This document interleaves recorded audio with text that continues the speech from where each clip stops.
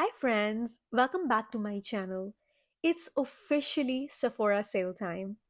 I am so excited because it is my birthday month. And with the ongoing Sephora sale, I have the best excuse to splurge and treat myself. So in today's video, I will share my current favorites from Sephora. We are talking my tried and tested products that I absolutely love. Plus, I will also share items that are on my wish list and I'm tempted to try. I would love to know what you guys think. So let's chat about it in the comments. All right, we have a lot to cover, so let's jump right in. Let's start with primers. This is the Refy Face Primer. To me, it's basically glass skin in a tube. If you're after that glowy, plump, juicy looking skin, like you see in all those Korean dramas, you're gonna love it. It's a clear gel, so there's no shimmer or color to mess with your base. Super lightweight and refreshing on the skin. It's like giving my face a big drink of water. I've noticed that there is a slight stickiness that helps grip and hold the makeup in place, and I love it. It's not as gripping as the Milk Makeup Primer. I don't like that one, but this is perfect. You guys might know that I am obsessed with lit from within look. So last year I discovered this Danessa Myricks Yummy Skin Glow Serum in the shade Main Squeeze. It is the most beautiful champagne gold with shimmer, just enough to catch the light and give you that soft, dewy glow. This stuff works well under any foundation, tinted moisturizer, sunscreen, you name it. Like the Refy primer, it has this gripping power that keeps your makeup locked in place. Also, it's not super pigmented, so it won't change the color of your base. It just brightens up my whole complexion and makes me look like I just got back from a tropical vacation. I cannot wait to use it in the summer. Now, I have three primers on my wish list, and I don't want to buy all three. So, you guys have to help me here. I have the new Dior Glow Star filter on my wish list. Let's just hope it's not too shimmery or glittery because then I won't get a lot of use out of it, and it's an expensive product. The other two primers are the Natasha Denona Hydrating Primer Serum and the Cali Ray Blurring and Hydrating Primer. Let me know which one I should get. During the spring and summer months, when the weather warms up, I go straight to my skin tints. So, my current favorite is the Ciele Tint and Protect Serum Foundation. It's the perfect option for me. This stuff is so lightweight that it feels like a second skin. It provides light coverage, so it looks super natural on the skin. Plus, it has SPF 50 built in, which is a big bonus for me. This is a mineral SPF, so it's perfect for those of us with sensitive skin. Seriously, I cannot rave enough about this stuff. It's one of the only mineral sunscreens I have found that doesn't leave me looking like a ghost and it doesn't dry me out. Such an amazing launch from CL. Speaking of sunscreens, let me know in the comments if you want me to do a whole dedicated video of my tried and tested sunscreens. I would be happy to share my favorites. On to another skin tint that I'm enjoying is the Hourglass Whale Hydrating Skin Tint. This one is definitely more moisturizing on the skin than the CL. Coverage is light to light medium, so it won't hide everything, but that's the kind of beauty of it. The best thing about this skin tint is the finish. It adds such a beautiful blurring effect that my skin looks flawless. It looks airbrushed and radiant. It doesn't emphasize any texture or pores, so in my opinion, it's perfect for a natural, low maintenance, effortless kind of makeup if that's your vibe. I have a lot of skin tints and tinted moisturizers in my collection. So the only skin tint that's on my wish list is the Ilia Super Serum tint. I've seen a lot of influencers talking about it. Let me know if you have tried it and what do you guys think about it. By the time you guys will be watching this video, I will be on my work trip And the only foundation that I'm taking with me is the Laura Mercier Perfecting Waterproof Foundation. This stuff is perfect middle ground between a full coverage foundation and a lightweight skin tint. It's comfortable enough to wear all day. It blends easily with my moisturizer and sunscreen. It never feels heavy or cakey. No streaks, no patches, just beautiful, even coverage. It has this gorgeous built in glow that keeps you looking radiant. Not greasy, just radiance. It doesn't make me look like a melted disco ball after 5 to 6 hours. The staying power is great and it keeps me shine free even in summer weather. Basically, it's perfect for anyone who loves a dewy, lightweight coverage. I have the new Makeup Forever Hydro Glow foundation on my wish list. So far, I've heard mixed reviews about this foundation, so I'm not sure if it's worth a shot. We'll see. Alright, let's talk about the two concealers that I have been using a lot lately. You guys might have seen my recent video where I did a deep dive into all the hottest new concealers on the market. Seriously, go check it out if you haven't already, but these two deserve a special shout out. First up, the YSL All Hours Creaseless Concealer. This is one of the most long wearing concealers in my collection. It's budge proof, crease proof, and blurs out imperfection. The consistency is nice and creamy, so it blends easily and doesn't settle into dry patches. Now let's talk about the Tower 28 Serum Concealer.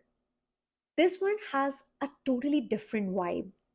It's thin and serum-like, but somehow manages to be high coverage just like the YSL concealer. If anything, Tower 28 has a slightly more dewy finish on the skin compared to the YSL concealer.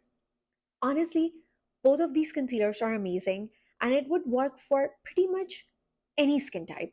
You can pick either one depending on what kind of finish you prefer and the consistency that you like, as well as your budget and your shade match. I have two concealers on my wish list. First is the Laura Mercier Perfecting Serum Concealer, only because I love the foundation, so I have high hopes for it. And the other one is the new Cali Ray Corrector Concealer. I want to compare it with the rest of the color correctors I have in my collection, like the one from Rare Beauty and Huda Beauty. Let me know if you want to see a quick comparison.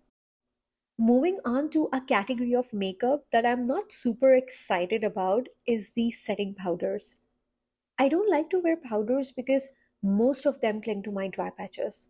However, last year I fell in love with the Givenchy Prisme Libre Loose Setting Powder.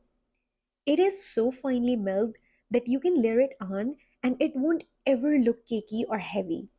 It just mattifies my skin and blurs out imperfections without sucking the life out of my skin. No clinging to the dry patches, no weird textures, just a beautiful, natural looking finish. It has these four different colored powders. Initially, I thought it was gimmicky, but these four colored powders blend together perfectly to create this gorgeous, translucent effect rather than a heavy, solid layer of powder on your face. It's worth every penny, in my opinion. Now, you guys have to help me pick a few more powders that you think will work for my dry skin. I am eyeing the Pat McGrath Under Eye Setting Powder and the Hourglass Translucent Setting Powder. If you have experience with it, let me know. Moving on to my favorite category, blush. We are starting with the Ciele liquid blush in the shade Christy, which is a gorgeous warm nude with a natural finish. On my skin tone, it's a perfect muted pinky brown shade that looks so natural and chic. And the fact that it has SPF 50 built in is a major bonus. The formula is amazing too. It's lightweight yet super pigmented, so you can build it up to the intensity that you want. I am so impressed with this blush that I might grab a couple more shades myself. Another liquid blush formula that I love is the Say Dew Blush. This is a dewy blush with a translucent quality. So it isn't as opaque as the Ciele blush, but I love that. The texture is lightweight and blends easily, melting into your base for a seamless finish. My go to shade is Spicy, which is a beautiful blend of blush and bronzer. So it's a perfect choice for medium to deep skin tones. By the way, guys, I did a video comparing my favorite cream and liquid blushes from drugstore to high end. You might find it helpful if you are into blushes. Now, if you're feeling fancy, the Gucci blushes are amazing. They're silky, soft, and smooth. Very easy to blend. I love the shade Rosy Beige because it's a subtle flush that you can easily build up for more color. I put it on my eyes too for a whole monochromatic look. Another shade I have is Soft Red. It's a peachy coral that's ideal for summer. The best part is that you can control how much color you want. I do not like blushes that are so pigmented that you have to be careful when applying them. I much prefer a blush that is subtle on the first application but easy to build up to your desired intensity. I love blushes, so I have several blushes on my wish list. The new Patrick Ta in the shade She's the Moment. It's a soft tangerine shade, so it's going to be perfect for summer. Vesman Atelier cream blush in the shade Chouchette. I already have it in the shade Petal and it's beautiful. Then I also wanted to try the Givenchy loose powder blush in the shade Organza Sienna. If the formulation is similar to their face powder, I think it is going to be gorgeous. And then I'm planning on picking Ciele liquid blush in the shade Giselle and January. January is a cool pink, which is way out of my comfort zone, but I wanted to play with some new blush shades. Moving on to bronzers, I know I rave about it all the time, but the Charlotte Tilbury cream bronzer is still a holy grail for me at Sephora. It is a good option for people who love a cream bronzer, but also for people who don't love a cream bronzer because it's a creamy powder. So it blends like cream and it sits beautifully on the skin like a powder. The color payoff is fantastic and it lasts all day. Plus, it never looks muddy on my skin. Just the perfect sun kissed glow. It is a splurge, but totally worth it in my book. Another bronzer that I am super impressed with is the House Lab Velvet Bronzer. This is a powder bronzer, but it has creamy velvet feel that just melts into your makeup for this gorgeous airbrush finish. The formula is buildable, so you can go for a light sun-kissed look or really amp up the bronze. It is easy to blend, so you don't have to worry about the blotchiness or patchiness on the skin. Keep in mind that it's a glowy bronzer, so it has a touch of shimmer that reflects the light and makes your skin look glowy and healthy. They have a good shade range too, so finding your perfect match is pretty easy. Now, from the sale, I will definitely pick up these two bronzers for myself. First is the Vaseline Atelier Cream Contour Stick and the Say Cream Bronzer. I'm not sure, but I might also pick up the new Glossier Cloud Paint Cream Bronzer. Moving on to lip products, I have so many to share, so let's start with the lip balms. I love these Ole Henriksen peptide lip treatments. It's thicker and more pigmented than the Summer Fridays lip balms, but it feels surprisingly lightweight. Even on my super chapped lips, it worked wonders, adding a beautiful glossiness and color to the lips. It's a good option for people who suffer from cracked lips and looking for something nourishing and flattering. But if you cannot handle a thicker formula, then this Givenchy Hydrating Lip Balm will be your best bet. I love both of these colors. They complement my skin tone. The formula itself feels hydrating on the lips.